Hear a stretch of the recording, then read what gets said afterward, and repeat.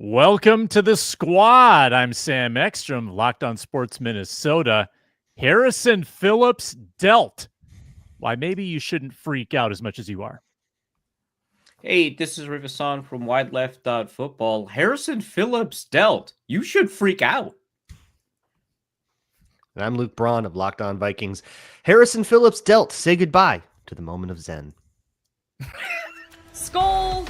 It's the Viking Squad, sponsored by Game Time. Everything Minnesota Vikings, every week.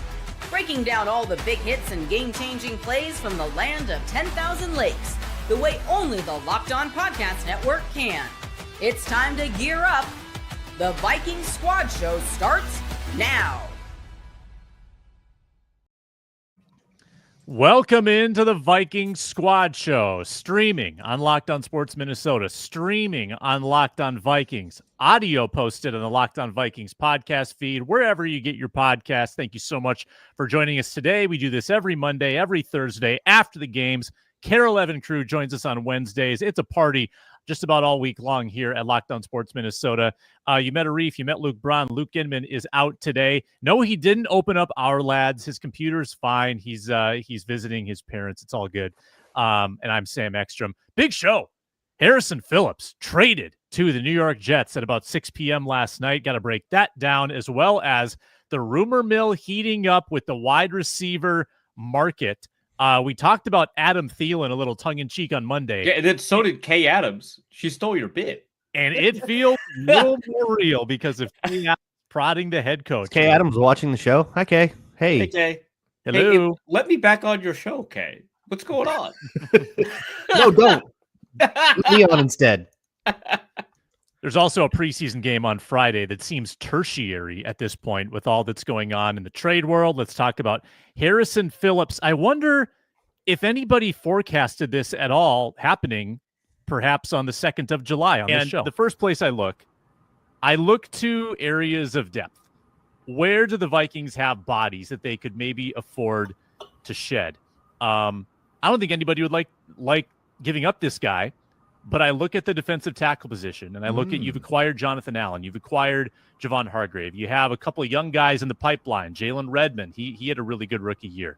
Levi Drake Rodriguez is there as well. Maybe Harrison Phillips feels superfluous at this point. Maybe you don't think you need to have a third highly paid defensive tackle. Yeah, we pat ourselves on the back when we're right, and we rip ourselves when we're wrong. And Harrison Phillips. Do that second part, Sam. Don't worry about the second part. I think we should exclusively do the second part. But you know what? Good call. We give Luke Braun his flowers when he correctly gets Najee Thompson, and we celebrate when we have the receipts.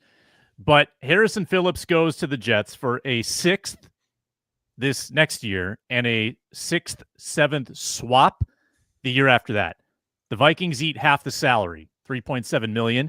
They also save $9 or $10 million on next year's cap, which is exorbitant. They are dead last in cap space for next year, so maybe that plays into this. They could also be setting the table for a wide receiver trade. I had opposite of sticker shock. I was underwhelmed by the return. Then I went and I dug into trades from the last 5 years. Yeah, and you looked at guys who are over 30 who have been traded. It does not matter. Like even if you're on the upside, low side, veteran, if you're a defensive tackle who's not elite, like 5 best in the league, you're going for a 6th-round pick. I mean, like Ross Blacklock went for a 6th-round pick. Michael Brockers went for a 6th-round pick. Jonathan Hankins went for a 6th-round. Like Roy Robertson Harris, everybody goes for a 6th or a 7th or some kind of swap with a 6th and a 7th. That is the going rate, and it doesn't vary unless you are DeForest Buckner, who went for a 1 back in 2020. That is the last time few options it's the last time I can find a defensive tackle getting traded.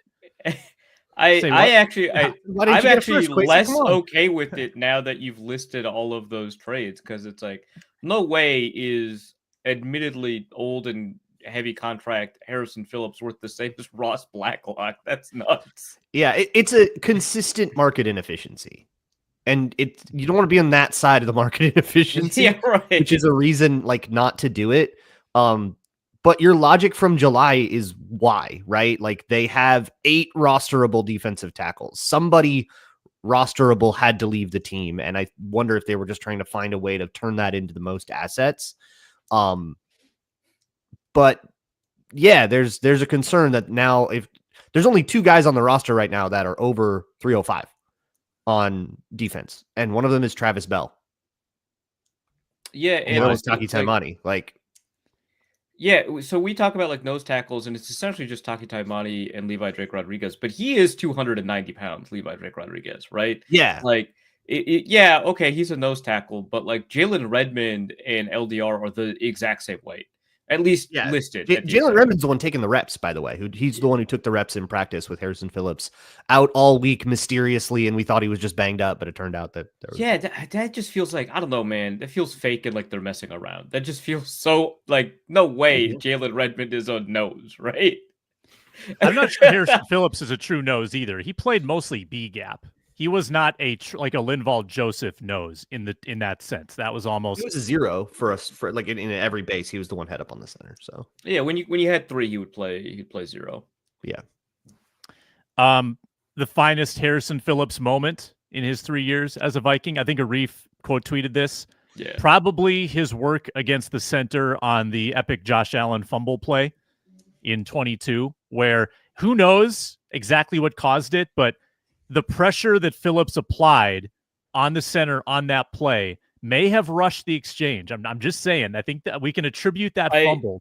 I think that he probably played a role in it. Also, he shifts right before the snap. He understood what the snap count was going to be, and he's first off the line. And I love him, but like he's not first off the line if everyone's reacting to the same thing at the same time, right? He clearly had figured it out and guessed correctly. And I think that played a pretty big role in that crazy fumble in that insane game, truly bonkers game that kind of defies our ability to understand the sport.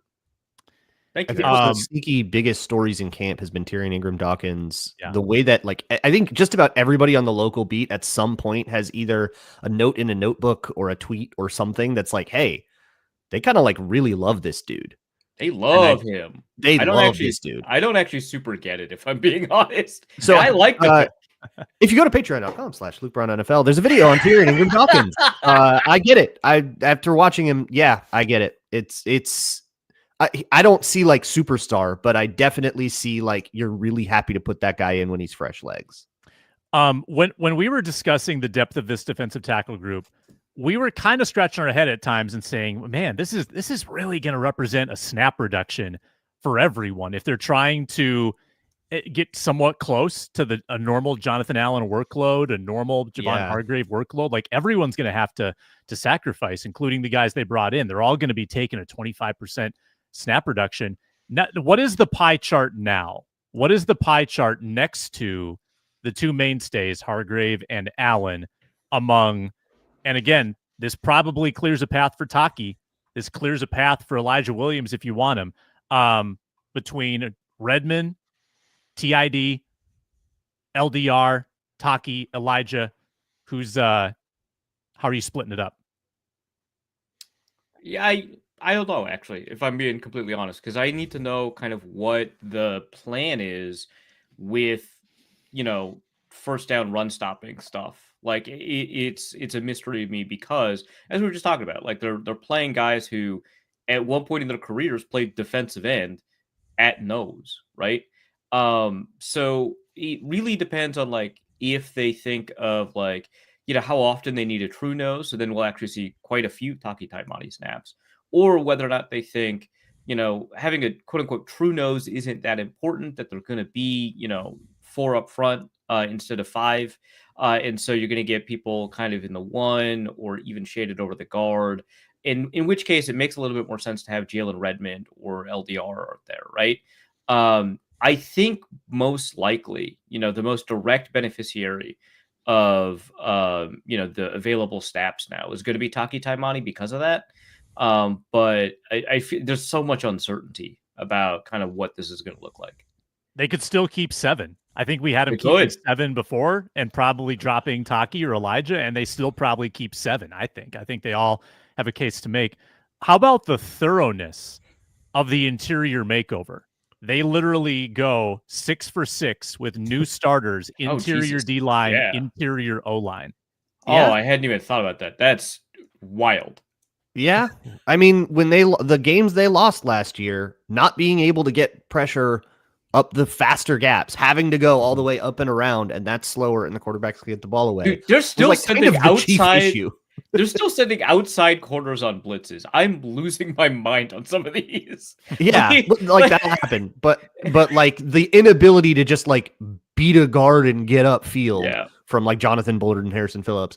The fact that you didn't have that tool was like a big issue in those games. So it makes sense. They also, I think, if you want to talk about the pie chart, I think some of this interior stuff goes to Dallas Turner, the 3 edge rusher package that they've been flirting with.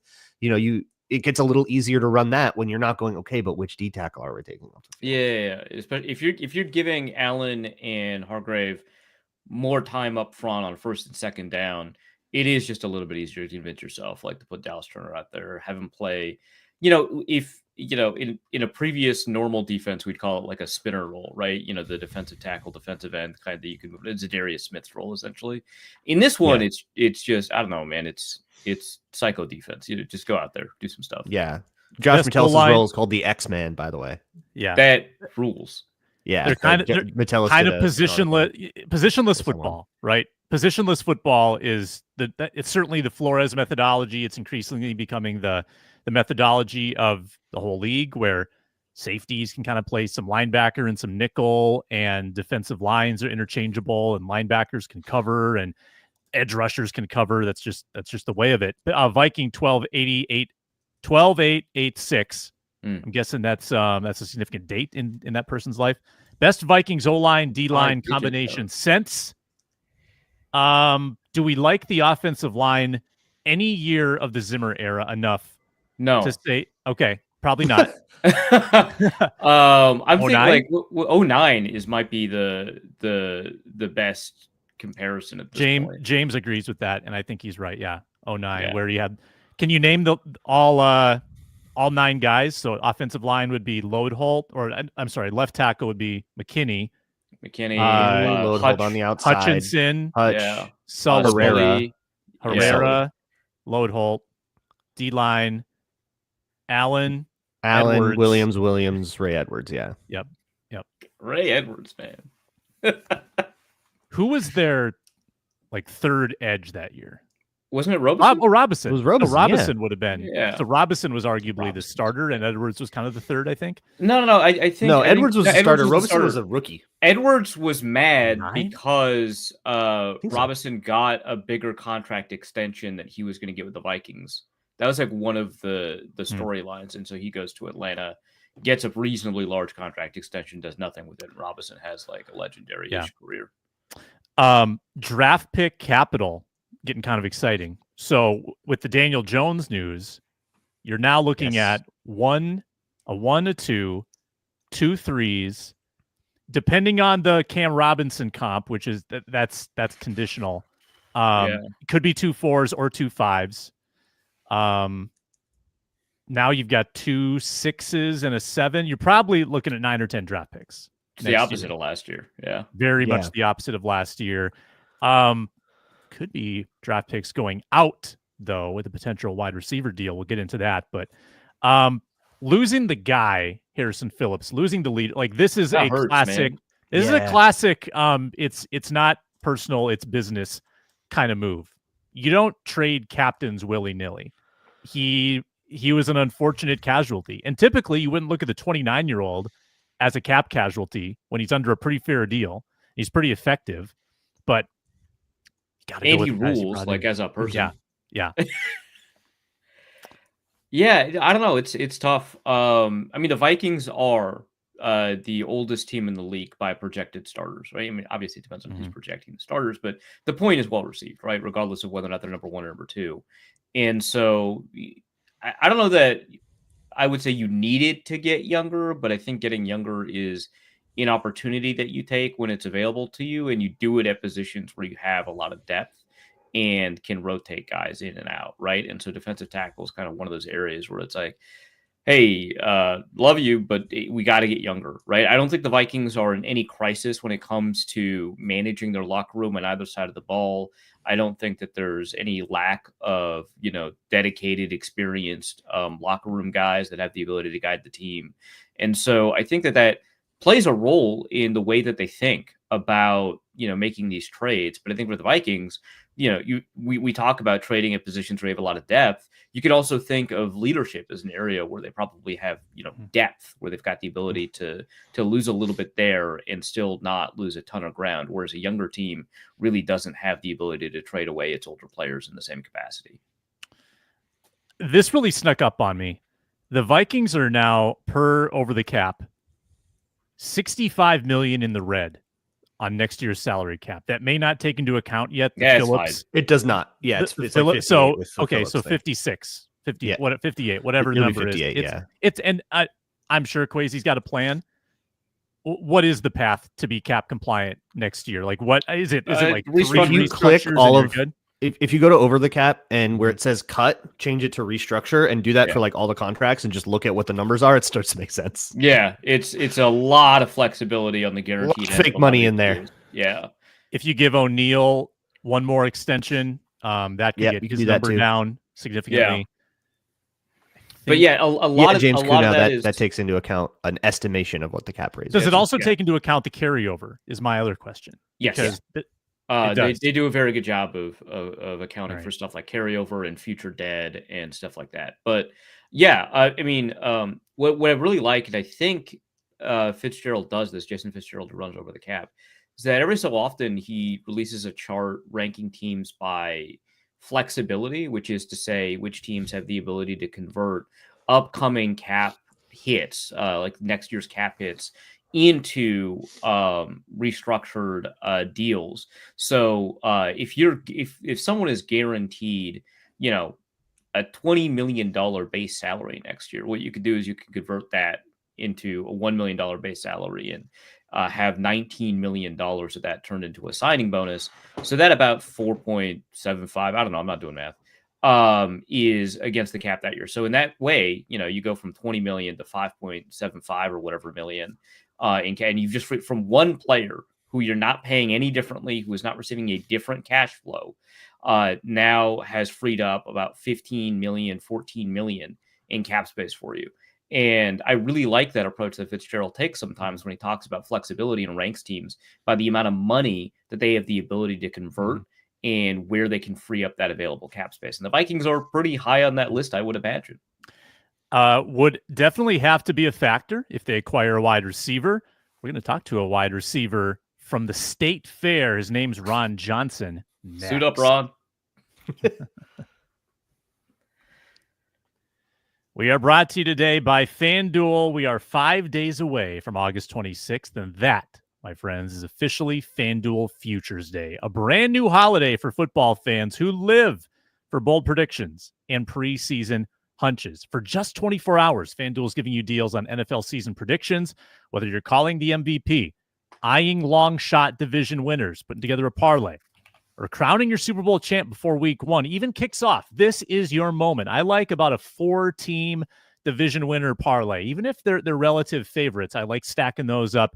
And that gives you a little entertainment from September all the way through December. Hold on to your tickets or, the digital screenshot of your ticket. So take some flyers, win some money. Visit the FanDuel app today. Start planning your future bets now because Futures Day is one day and one day only. FanDuel. Play your game. We had Ron. We lost Ron. He's trying to call in from the fair. There he is. I'll give him a minute. Did Kwesi call him?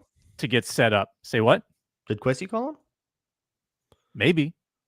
To join the receiving corps. That almost the panic there for an hour. It's not the receiver from Minnesota that you think. Before Seifert calmed the storm, the tweets about a banged up Felton and a banged up Addison at yesterday's physical practice for the Vikings. Also a banged up Okuda, I think. People were panicking. Then the report from Seifert, the receivers are okay from yesterday. Still doesn't answer the Jalen Naylor question. And the rumor mill certainly heating up in the wide receiver market. Tom Pelissero stoking the fire yesterday, said the Vikings are interested. The 49ers are interested. I think they acquired Sky Moore. There was another wide receiver trade as well. And there's some big names floating around. Ron Johnson will join. He's our favorite receiver. He's at the Great Minnesota Get-Together. Ron, row that boat. Yeah, great position there. I think you got the PJ Flex show today. He's sporting the Gophers. How's the vibe? How's the vibe out there? It's absolutely chaotic and hectic. I did not expect it to be this busy. I am very thankful for the Flex show, the Gophers. I got into the gate was closed for parking, but I pulled up, showed them my credential for the Gophers. This lady right here is about to bump my camera. She's so unaware that I'm literally on the tripod right behind her. But the Gophers, I showed the guy my credential, and then he let me in to the back door of the entrance of the parking lot. So I was able to get in, no trouble. So I've been sitting here for about 10, 15 minutes taking in the sights. I had a lady that's going on. She, I guess, did some wellness drips for the Gophers. So she asked me if I could do one live on air. I'm not sure, but I might take a wellness B12 drip or something, but we'll see. Drip? Like what? It's the IV, IV? So they do the IV drips, and they put like B12 in it. They can put vitamin C in it. They could do just straight up electrolytes. I guess some of the players, just the fair set over here is sponsored by this company, which is called Wellness Drip. They are licensed doctors and nurses, and they are able to go out to teams now with NIL and all this stuff. I think they found a niche to say, hey, let's also, on the side of our main business, let's go out to the fair and let's get some live drips. Yeah. Adjacent to that, Ron, there was a big story about smelling salts getting banned in the NFL last week. Were you a smelling salts guy? No, not really. I did every once in a while if it was super early in the morning. Other than that, I use the natural high of I know a touchdown's coming eventually, so I was good.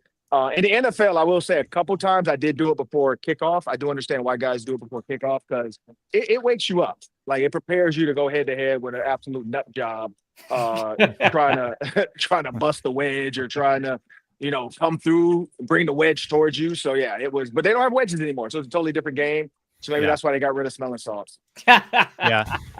By the way, Ron's earphone cancellation is unbelievable. I can't hear a thing. It is crazy. It sounds like you're muted. It's unbelievable. It's beautiful. Yeah. I won't give any shout outs because they're not paying for me to wear these, but that's right. I got the camera guy right here getting me on. We got 5 camera shots. But yeah, no, I can't give any free promotion, but yeah, these are the new headphones I went and picked up because I dropped my other ones out the car. So how you set stuff on top of the car as you're packing the car and then you just drive off? Yeah, I did that with my headphones. And so I drove off. National Lampoon's Vacation stuff, man. Yep, and did not realize it until I needed to actually do this show. And I'm like, where are my headphones at? And I'm like, you know what? I bet I dropped them at the park. And I drove back to the park. Yep, in the middle of the street, run over by cars. My headphones were wrecked. What's funny though? The charging case actually held up. So they did say the charging case, you can run over with a car. Very true. You could. Not the headphones though. The headphones didn't make it. So yeah, so I was able to, so I went and bought some new ones. And yeah, these, I told the guy what the purpose of it was. And he was like, yeah, you want these. And yeah, I'm glad they work. Because last time I was on for the first postcast, Sam was saying I had an echo, and now we're good to go. Yeah, we are set. Before we talk wide receivers, let's get your thoughts on the Harrison Phillips deal that dropped last night. What do you think? It's tough when you lose a guy like that in the community. Like I tell you, it's tough when you become friends with these guys. You get to know these guys.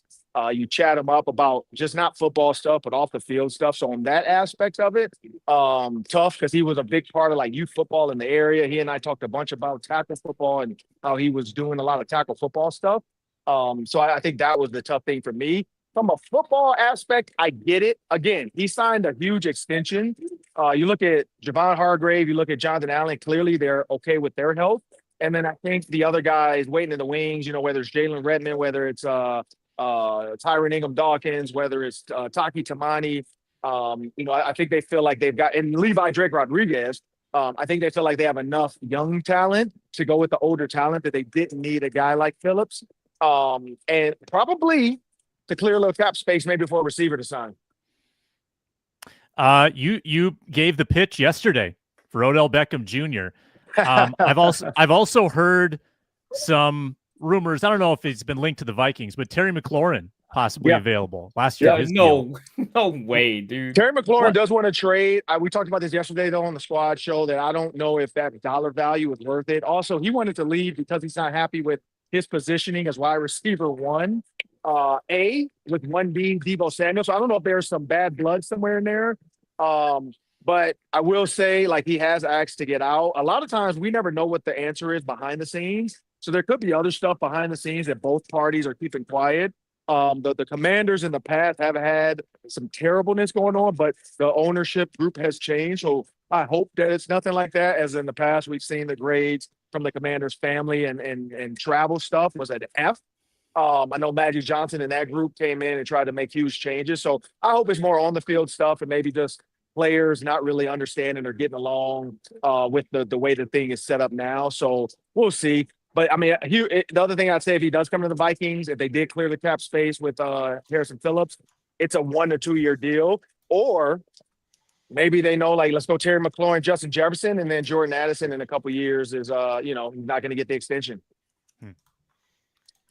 Terry seems like a bridge too far. I think it's just like that's. I mean, the trade compensation would be high, but in particular, his contract ask would be particularly high, and you would probably sacrifice the ability to extend Addison, and Addison's a lot younger. So I don't know. That's a really interesting case because that feels awesome, right? Terry next to Justin Jefferson, but without that, right? Like, what are like the legitimate options that feel like really realistic, right? Kay Adams and Sam of the same mind mentioned Adam Thelen. But also, like, we've seen like already some wide receiver trades get bandied about. Like, I'm glad the Vikings didn't give up a 4th round for Deshaun Veely, but like there are probably some more reasonable wide receiver trades out there. What's kind of hitting your mind? Honestly, like with a suspension, it could be an Addison for a McLaurin. Like I don't rule that out as an option.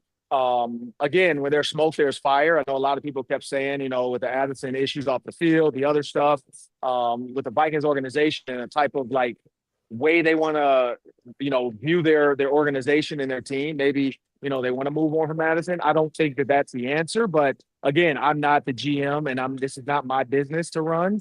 But as a private equity firm, you want to put the best foot forward.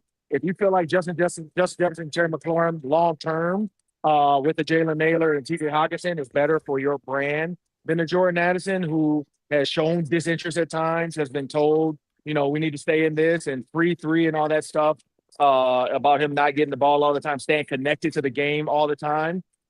I mean, that's realistic. I think Adam Thielen is realistic, but again, that's a 1-year thing, 1 to 2 year. I think Adam Thielen is playing year to year now at this point. So kind of like Harrison Smith, like, do you understand what's going on with that? Can you understand where you're going to be? And then the next step of that would be to be able to move on and then see if there's like a Amari Cooper. Again, there's no trade needed for that. A little bit older. So, Braun, what do you got? Why do people care about what Jordan Addison's college motto is? I never get it, man. The free 3. He had a chain on when he got drafted. Yeah. Why? Like, he's asking for a trade when he says that. Why are people still mad? The organization knows that, right? Right. Yeah, his dad does that. So his dad sits there and, tweets that stuff out. So it might be a college motto, but just like Keyshawn Johnson would give me the damn ball, it carried him through college and the NFL as well. So, I think that's the key to this is, it's his thing. It's his thing. It's his roar, I guess. It's his lion call to kind of get going. So, yeah, no, I don't think. I mean, I just think like the when you tweet it out at certain situations, just the crypticness of it. Receivers have had a history of cryptic tweets, and I think that's where the fans don't understand that. But the fans don't understand that, but they're not making the trades, right? Yeah. Hey, but if you're Jordan Addison, why are we as men telling men what roars they can't have, man? Like it's still his job to have awareness about the situation and how things are perceived. Like I'm not entirely. If you're a wide receiver, no, it's not. That's not your job. Your job is never to be aware. You can't. No. Your job is to catch the ball, which he's really good at. I want to be on record to say that if they let Jordan Addison go because he got a DUI 2 years before this mattered, and he says free three sometimes. They're idiots. That's insane. That dude's really good. That'd be an idiotic move. Right. Don't be an idiot. The chemistry has been undeniable in camp. Ron, you've probably seen it. Like, it sounds like Addison's just been scorching people out there. Yeah. Him and JJ McCarthy, I think, have a uncanny ability to make plays. They seem like, again, Justin Jefferson's been out, so they're on the same page nonstop. I think the first 4 passes of that Patriots practice, every pass went to Jordan Addison, to the point where you saw Vrabel kind of looking over like, wait, is somebody going to cover number 3? You got it. So 3 was free for most of training camp with the Patriots. So yeah, him and DJ McCarthy have a knack for finding each other, like more so than him and Hockenson. You know what I mean? Like it was Addison all day, all long. Now, is that those same routes though? Is that the Justin Jefferson spot? Because we know when Justin Jefferson's out, Addison takes on wide receiver 1. So again, is that just JJ McCarthy going with his reads, and then that's going to be Justin Jefferson moving forward? Ron, you know Adam Thelen, you know Blake, you know people in the organization. If a Thelen reunion is in the works, do you think that there were any bridges, maybe not burned, maybe not that fell down, but bridges that were damaged at all in the neglected bridges? Process? Yeah. No, it's a business, and so we had him on our show, Sam. So you remember that when it first happened. He said Adam didn't want to be a $10 million decoy, but what was that, 4 years ago? And after you go through trauma of the Panthers, and you have to deal with a rookie quarterback, and then Sam Darnold without KOC, like there's a lot of stuff you go through. Sometimes after trauma, you realize it's like breaking up with your girlfriend that's really consistent. And maybe you have kids, and the kids become like the focal point for a little bit, and you think like, oh, let me go find something else, and then you get there and realize that she is the most toxic second thing you've ever found. And you're like, hey, can you take me back, babe? Like, I think that's what it becomes sometimes too. Is like you feel like it's the grass is greener on the other side, and it's not. I think Adam Thielen's done a great job, and Kevin O'Connell said he's done a great job with the Panthers and that young core, and just trying to stay level headed. But I will say, if he has a chance to play with JJ McCarthy and Justin Jefferson, I don't see him saying no to that if the dollars match. And he lives in Minnesota. He's from Minnesota. His family is comfortable in Minnesota. So, no, I don't think there's any bridges burned, because, again, there's one way to do it, and then there's Adam Thielen. Adam Thielen never said anything. His team said it, and that's his agent, that's his marketing people, but Adam never actually said it. So, Adam knows the game. Adam does a good job of not saying things that would get him in trouble. He lets his wife and others do that. Yeah, he didn't tweet anything out. He didn't Instagram post anything. Yeah, let your family do it. Let your agent do it. He didn't do it. Commenter wants you to ask the nice lady beside you what she thinks of the interior defensive line depth. Please do not accost random fairgoers on behalf of a podcast. Well, you missed it. Like there was one guy standing like right here, so you probably couldn't see him. He was like literally cell phone out, zoomed in. I don't know if he was trying to post some hot takes on his Instagram or something. Like he was like zoomed in. Oh, we lost you. Oh, it was going really well. Oh, you got a call. You back? Got me? I'm back? Yeah, you're back. In. And when you think about the way the guy was standing there, I literally was like I don't know if he was trying to ask me a question, but I don't know if he could see my headphones either. I don't know if he thought I was watching something, if I was recording other people. I'm like, dude, I am literally live on a show right now. But yeah, and then after whatever, he's gone now, so he's gone now. After 5 minutes, he stood up for 5 minutes. After 5 minutes, he put his phone away and kind of walked up with an attitude. So I was like, all right. All right. Okay. Ron had Diana Rossini on the Ron Johnson show on Tuesday, so check that out. He also had quick interviews with Thayer Thomas and Miles Price, a couple of guys competing for a roster spot. So good show on Tuesday. We're Instagram official now. Diana's following me, and her sister, because her sister was one of the questions about who would she not want her sister to date, or who would she not want to date her sister in the NFL. So her sister is now following me as well on Instagram. So the answer was Stephon Diggs still, right? Yeah, Stephon Diggs still. Well, she kind of did Diggs first, but then she joked, and then she said, well, this is kind of why he's a great guy, blah, blah. She said, but he has a way with women. But she did say Jimmy Garoppolo because Jimmy Garoppolo looks better than her sister. And her sister sent me a DM saying, I disagree. Outstanding. I wasn't sure if she would. I'm not sure if she was disagreeing that Jimmy G looks better than her, or that she wants Jimmy G. I wasn't sure what she was disagreeing to. Yeah. So. Leave that up to interpretation. Let however you want to take that one. Yeah. That's go find that clip on Twitter, Instagram. Thanks a lot, Ron. Have fun at the fair. Have fun with PJ Fleck, and we'll talk to you soon.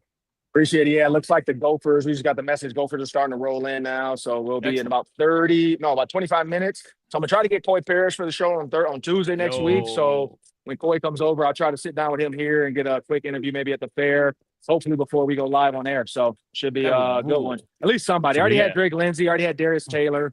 So try to get Coy. Maybe get 3 questions with PJ too. So we'll see. That'd be great. Yeah, Gophers football 1 week from today. Thanks a lot, Ron. All right, appreciate it. Yeah, Thursday night, what is it, 7 p.m. kickoff. We'll be live 6 to 7 p.m. in front of the stadium. And then, of course, the postcast. Stay up with us that night because hopefully it's a Gopher W on Drake Lindsay's first night out, 350 yards. Let's go.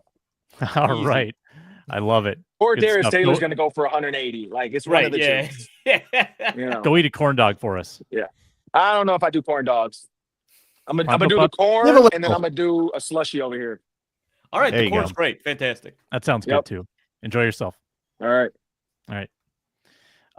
We'll pause and then return with maybe a little more receiver talk, plus wacky predictions from preseason game number 3 next. We are brought to you today by Monarch Money. Most people can't name all their financial accounts or even what they're worth, whether it's 401ks, properties, investments. When you don't have the full picture, you end up leaving money on the table.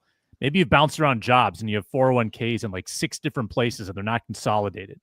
Maybe you have 4 different credit cards and the expenses are coming out of all these different pots and you need them all in one place. Well, Monarch Money is your one-stop shop, easy to use interface. They do all the heavy lifting. They link all the accounts. They show all the transactions. They categorize those transactions if you want them to. So get clear data visuals, smart categorization.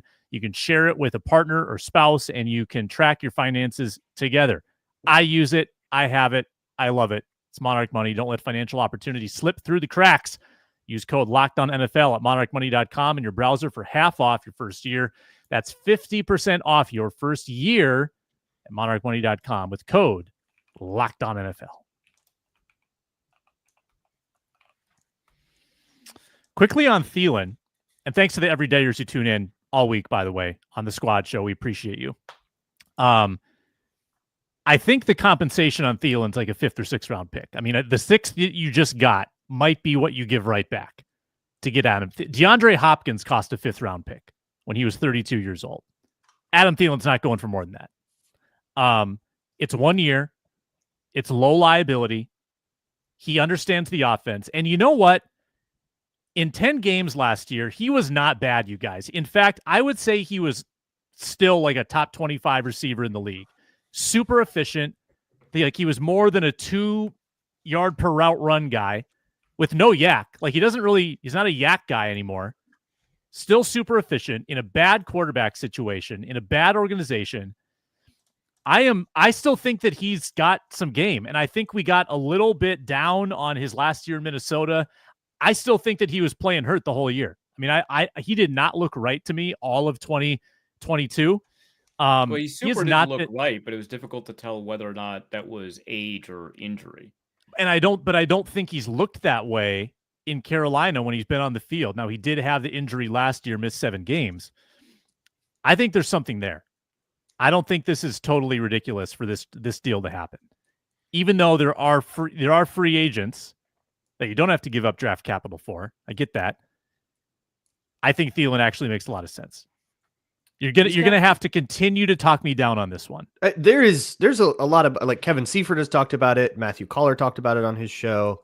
Tom Pelissero has mentioned like this possibility. So like, there's definitely a lot of smoke. Probably some smoke. Yeah. Yeah. My hang up is, why would Carolina do this? Like, are they trying to get rid of him? They got first round picks. They don't even like one of them. Yeah, I don't like. I don't know. Not like a first round pick after 1 year. I mean, ask the 2023 Minnesota Vikings about Lewis Cine. Ask Josh Rosen. Yeah, yeah, right. No, So I just emailed during the show. I emailed Julian Council, who does Locked On Panthers, because I want to get to the bottom of like how Carolina feels. Right, yeah. They love Jalen Coker. That's got to be. They love Jalen Coker, and it sounds like Ted McMillan's having a good camp. So there's that. Yeah. But like last year, Thelen was Bryce Young's favorite target, and I think he was the year before that too, right? Yeah, notably, I want to say in both of those years, Thelen was playing in the slot at a 70% clip, something he never did in Minnesota. His most like slot dominant year in Minnesota was 50%. But I wonder if, I mean, obviously he trusts Thelen a lot as like a player, but I wonder if also some of it just has to do with the way the offense is designed to go through the slot. Yeah, like the most important thing for Carolina right now is Bryce Young developing properly. And I feel like taking away the veteran leadership outlet type guy that they are, I feel like are relying on to facilitate that development. And then instead, here's two young guys, and one of them didn't even play well last year. Just feels like something they're not going to do for a 5th round pick. And if you're right, Sam, that like they probably can't demand more, but that just tells me, okay, then no.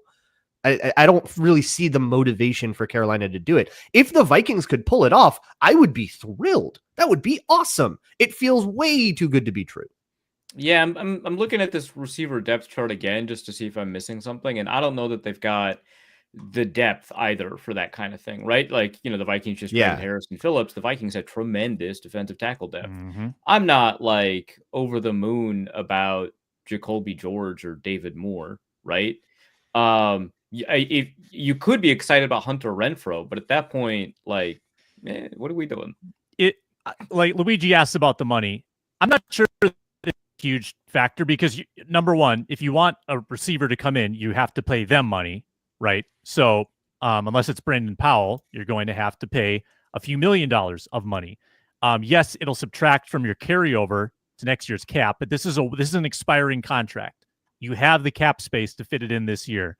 I don't think the money is the be all end all. Yeah, and Carolina is going to absorb a good amount of like what you just brought up, Luigi. So it's not a huge deal, honestly. Which is another, like, if Carolina's like trying to clear money, maybe that's the deal. But are they? They have 19 mil them. No, they have 19 mil themselves. I don't get it. I don't know. and they're go ahead. They've got about average cap space next year too. So like, I don't know if it's going to be about that. So like, you're going to call Carolina and be like, hey, give us a 5th and also we'll give you a 5th and please take on a bunch of money. Can we have your really important veteran receiver that's vital to your quarterback's development? Why are they saying yes to that? What if they said, we'll take all the money? I think that's the... Why are they saying yes to that?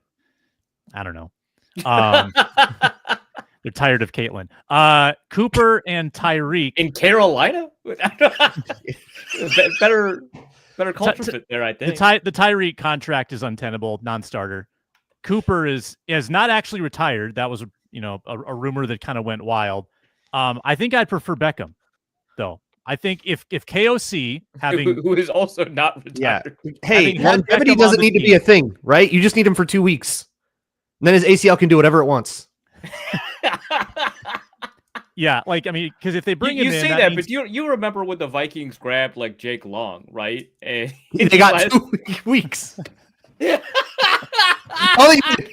all he needed. Everybody is saying Alec Pierce a lot. There's a ton of Alec. Well, so Alec Pierce, I think, makes sense for, like, a lot of reasons. I just don't know if there's any steam, but I think that it's hard to take a look at a situation that it was hard to take a look at the Colts situation and not conclude that like Alec Pierce might actually be a viable option. The problem I think here is that we're talking about guys that have like a history of production that feel reliable in some way, right? Like I know you think Odell Beckham, stability is not the first thing that comes to mind, but I think he's a reliable receiver, right? Amari Cooper drops aside, a reliable receiver, right? Alec Pierce is like not Adam Thielen, right? They're the two, despite the fact that Alec Pierce almost certainly drew Adam Thielen comparisons in the draft. They are not remotely the same receiver. So I would be kind of surprised if they took a flyer on a player that feels like he's got a lot less predictability in his outcomes like Alec Pierce. All right. Wacky preseason game number 3 predictions and our preseason fantasy waiver claims leading up to the game. This is huge. This is huge.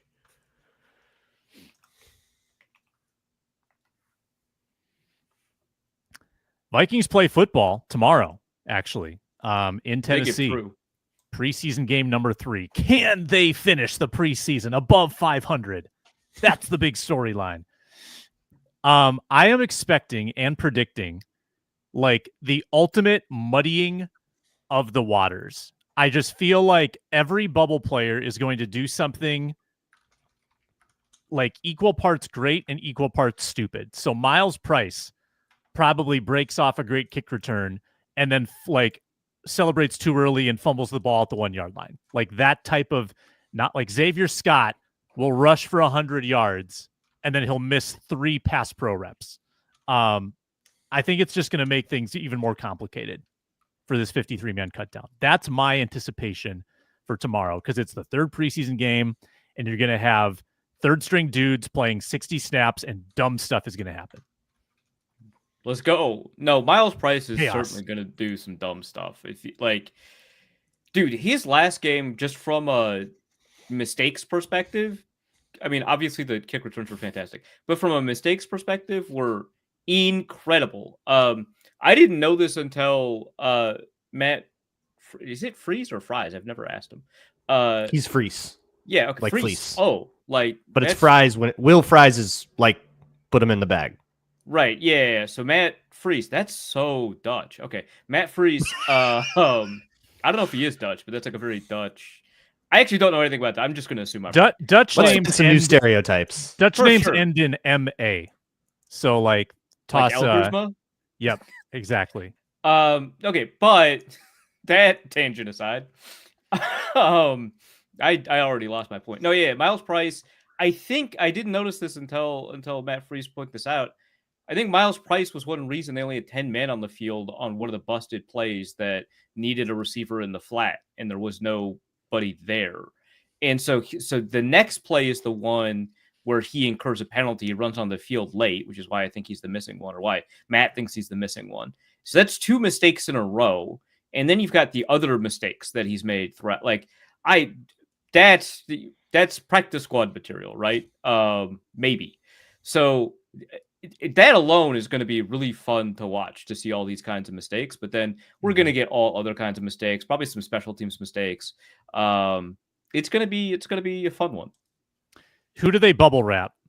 TBD screen name, wondering about Redmond, LDR, Taki. Who will get? Yeah, one of the defensive tackles will suddenly find themselves. Yeah, I think Redmond's already bubble wrapped. Yeah, that's fair. His role on the team is pretty set. I think Levi Drake Rodriguez and Taki Taimani are competing for the same role, so I think they'll go compete. Elijah Williams will go compete. Tierney and Dawkins might, just to get tread on the rookies' tires, you might get him in a little bit, but I don't know if he has to a lot. Here's something fun, though. So I asked Tyler Rowland about this. He does Locked on Titans, and we do Locked on NFL together on Wednesdays. The Titans are playing everybody. They're playing the whole first team. It's going to be like the Patriots game again. Where we've got, just kidding. They're playing everybody. Work. So if you want some wacky preseason predictions, keep in mind that you're getting the Titans ones. I mentioned this about a month ago, like before the preseason. A lot of teams with first-year quarterbacks, which I think the Vikings pseudo do have, a lot of them choose to play them all the way through. Even in this culture of not playing your players in the preseason, a lot of teams are playing these young quarterbacks. And the Patriots elected to with Drake May last week. So the Vikings actually a little bit counter trend on that. I like it. Like, some people might be bothered that, there's not equity. I like it. I like having to play up to your competition. I'm all for it. So bring it on. Yeah, I told Tyler, well, the Vikings will be playing 2s and 3s, and his response verbatim, sorry, Tyler, if I'm blowing up your spot, was, good. The Titans need the practice. They are ass. No, that makes sense. That's all. Also, hey, vindication, Luigi, Italian name, tells me I'm right. It actually is Dutch. Go me. So Will Fries also Dutch, despite the different pronunciation, or is? Hey man, Fries... you gotta understand that once your family comes to the United States, you roll a dice, and that's your new pronunciation. That's just how. Yeah. Once you change the pronunciation to something like fries, you're just American at that point. You lose your heritage. Right. Real hamburger. Yeah, no, for sure. Show an American a Dutch name. Yeah, no, absolutely. Yep. The lineage is gone. Any other predictions for? I'm thinking. Are we thinking Howell? No. Rippon starts. Brosmer goes next. I think. Like typically, I think we only see 2 quarterbacks play in the final preseason game, but I think we're going to see all 3. If not, it would be Rippon. No, in my opinion, I would think that Rippon is the least likely to play out of all of them. Not because he's made the team, but I don't know. It just feels like they're not that curious about what he can do, which I guess makes sense. You want a real bold one? I got a bold one. Yeah, sure. 3 different Vikings will have a better passer rating than Cam Ward. Oh my gosh. Okay. Cam Ward did not play well in the last preseason game. Correct. But that's still takes look, 2 of 5 and a pick, right? Like 1 bad drive, and then they sit him, and then everybody else does okay. That's what it takes. Because passer rating is a terrible stat, and in small samples, and I'm really leaning on that. Okay. But I didn't call it a good prediction. I called it a bold one. No, yeah, but that's like we just saw Sam Howell play. Yeah. I don't think I have. Well, no. How about is it bold to say there's going to be a kick return touchdown? Is that feel bold? Yeah. Okay, then yeah, that's my prediction because it feels like if it's Miles Price, is he gonna get hawked again? Oh God, that's gonna be so funny. Who else is getting a kick return touchdown? I don't know if Miles Price can run 100 yards without getting caught. Yeah, I mean, I'm just saying, it doesn't have to be the Vikings, right? The Vikings got gashed by the Patriots, so it's possible that the Vikings are the victims of one, but we also saw Miles Price nearly house one, so it's all there. Maybe they kick it to Xavier Scott. Preseason fantasy teams. Again, this is what's at stake. Winner gets an advantage in our regular season betting contest. Loser has a disadvantage that will get applied to them by the winner. Luke Inman is blowing us away. 73.6 points, 6-man team. In second place, Luke Braun, who underperformed in week 2, had a good week 1. He's at 51.2. Arif hot in his tail, 50.3. You're just trying to not lose. I'm behind. Been my strategy for years now, Sam. By 10. Just tread water. I'm back by 9.9 of Arif. I did do a little better, though, in week 2. Now, this is the waiver claim portion, starting with the lowest performer. That's me. I get to drop one guy, sign one guy. There's a huge wild card this week. Huge wild card. It's the Mo Ibrahim signing. They've brought in, right. And I hope I say this right, Xavier Valade. He's been on the team before. He's absolutely been on the team before, I think. On our team? I mean, I've seen his name a lot, and so I'm just going to assume. Yeah, he's around. He's been on and off a bunch of teams and practice squads, and this is the conundrum I faced. Okay, because how fun would it be to have Xavier Valade on my team and have him propel me to victory? But also, I fully expect a lot of Trey Stewart. I fully expect some Xavier Scott. I don't know about Ty Chandler, but there's a chance that 3 backs get work ahead of him. So I could either gamble on the quarter to 2 quarters of Xavier Valade, or I could try to find someone on defense that's going to play all 4 quarters. And I think I have found that person, and I think I'm going to go with the safer, higher floor, and that's Dorian Mossy. Oh, thank God. The Auburn linebacker. I need 7 tackles. Just get a tackle or 2 per quarter. Dorian Mossy, maybe 1 pass deflection. Who are you dropping for that? QB hit. Oh, I'm going to drop Ingram Dawkins. Okay. Dropping Ingram Dawkins. So we're going to go with Dorian Mossy, and that sends it to Arif. Man, I thought you were going to actually take the guy who's going to play the whole game and has been productive. I'm so happy. I'm dropping Chaz Chambliss for Austin Keys, who that's the move. Yeah, Sam Keys has been. You remember my text? I was deciding between Chaz Chambliss and Austin Keys last week, and I decided to go for upside like an idiot. And I should have just gone with Austin Keys, but he was already. That's why I thought you were going to pick him, because I had already sent you a text saying I wanted him last week, and then he leads the team in tackles this week, and you're like, the safer one is Dorian Mossy. I love you, Sam. And also a linebacker from Auburn, correct? I believe so. Dorian Mossy has not. I would not say he's been bad by any means, and I think he's going to play a lot. I think that the two of them are going to have equal run. And Dorian is looking at his former teammate, and he's saying, I want some of this glory. I want to be like Austin. I want 1.7 points per tackle in the Vikings Squad Show preseason fantasy. I'm going to win some degenerate preseason fantasy contest for some podcasters. The dream of every NFL player. Let's go. Honestly. Do it for the podcasters. Luke Braun. I don't think I've gotten a single point out of LDR yet. Nope.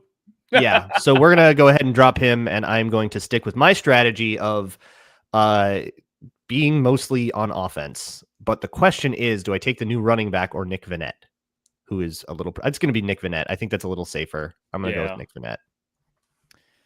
All right. I did ask Inman, who's absent, his choice. Inman's dropping Gabe Murphy. Probably a good move. Yeah. And he is going with Xavier Valade. Okay, he's taken. And that's cool. Inman's got such a cushion if he pops lineup. off, it doesn't matter. Yeah. Inman can't possibly lose, and I'm not sure that he can even be passed at this point. I think need a lot of offers. You need like 2 touchdown Xavier Scott game or something like that, or Ty Chandler. Yeah. Lucky Jackson probably still plays. Deshaun Jones certainly plays. I don't know about Richter. McGlothern will play. Batty will play. I think that his guys will play. I don't feel like I have anyone who's going to get benched. Arif, maybe with Ty Chandler. So Ty Chandler. And you know what, Arif, I'd be worried a little bit about Kobe King too. I'm banking on Arif's guys getting benched, street close mode, and I need all 6 to play. X Games mode. I might be in trouble with Ty Felton. He did get a dinger, although Kevin Seifert reported that there's no issues moving forward. No long-term issues with either of the receivers that left practice early.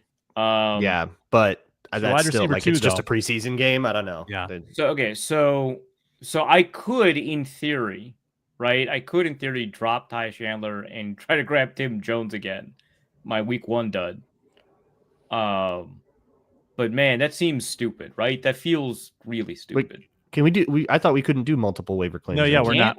No. Oh, all right. Well, I'm good. Glad I can't do anything stupid. Yeah, no, just 1 waiver claim. Those are the teams locked in. Don't put yourself in a place where you need Tim Jones to catch footballs. He did it last week. Sometimes. And therefore, he will do it forever. Had to have caught at least half of those. Channeling that number 14 Stephon Diggs energy.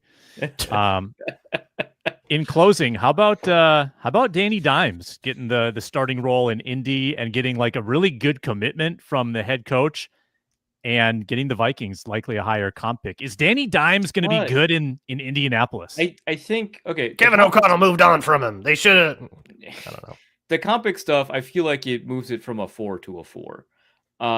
If you take a look at, I think it's a 5 to a 4. 5 to a 4 is what is a what lot of Cordy says. Saying, yeah. Okay, yeah. So the reason I said 4 to a 4 is because Cordy's original formula projected 65% of snaps for him, and he's probably saying 5 to a 4, going from like 0 or 5% to 95%. But the original formula, released a couple weeks ago after all of the free agency stuff, was that Daniel Jones would get 65% of snaps, and so he had locked Daniel Jones in as a 4th round compensatory pick a couple of weeks ago. But I imagine if he changes the snap count to 5%, if Anthony Richardson wins the job, then that drops it to a 5. So I guess in some ways it's a 4 to a 4, in some ways it's a 5 to a 4. Either way, it's pretty clearly, unless something crazy happens in the first 4 weeks, pretty clearly a 4th round compensatory pick for the Vikings, which is like a nice place to be. Yeah, I think it does matter how many snaps he plays. It does. I think it's all estimates on what those snap counts are, so we're not 100% sure, but we just kind of want Daniel Jones to keep that job for as long as possible. Yeah, which sucks because I love Anthony Richardson. Future Viking. Fresh start. It'll be good for him. Mm-hmm. He'll have his Geno moment. I think he's a future moment. Cowboy. He's running like a 4.4 at 260 pounds. Just like isn't he just absolutely a future Cowboy though? That would be such a Cowboy. He's too good. No, see, the Cowboys do stuff like trade 4th rounders for Trey Lance. And they grabbed Joe Milton after he had one game against the Bills backups. Yeah. That's guys that like did something that made Jerry Jones a little excited but aren't like good quarterbacks. Yeah, Anthony Richardson's I think he's got a future. I think he's got some stuff. The Cowboys don't have a plan. They just want to do stuff they think is cool. It's like if an 8-year-old were running a team. In some ways. An 8-year-old is running the team. Have you watched the documentary yet? Everyone's raving. No. I watched one clip where he was like, I'm not that big on hiring a coach who knows about X's and O's. And then his son is like, I'm not big on hiring a coach who has charisma. And you're like, what in the world what's going on here? So that's why we hired Mike McCarthy. That's the perfect Venn diagram of our two preferences. Bill Barnwell projected regression for the Vikings. Let's hold that topic for the next show. We got a no game next week, so we have a lot of time to break this all down. We've got 53 next Monday might be the best show of the year because there's going to be cuts happening live on the show, which means a lot of this. A lot of the sound. Macho was so concerned you didn't play the sound earlier for Harrison Phillips. I mean, Macho good not play the sound for yesterday's news. It's going to be breaking news. Stuff has to happen in the moment. Yeah. Like can't overdo, otherwise the sound loses its meaning. Got to keep it special. Sam was advocating over using the sound like 2 weeks ago. This is such a pivot. I really just want to say whatever bothers Macho Meach. So that's where my loyalties are. So we've got the Cut Down Show talking about fighting regression, preseason predictions show coming up soon. That's always fun. The most obscure predictions. Will crown a fantasy winner on the next show as well. A lot of good stuff coming up on the Vikings Squad show. It streams on Locked On Vikings. Check out Luke Braun doing that show daily. Streams on Locked On Sports Minnesota. The audio can be found on the Locked On Vikings feed. We do it after the games. We do it Mondays, Thursdays. Care 11 crew joins us on Wednesdays. Thanks for watching, listening, commenting, and subscribing, and we will talk to you next time.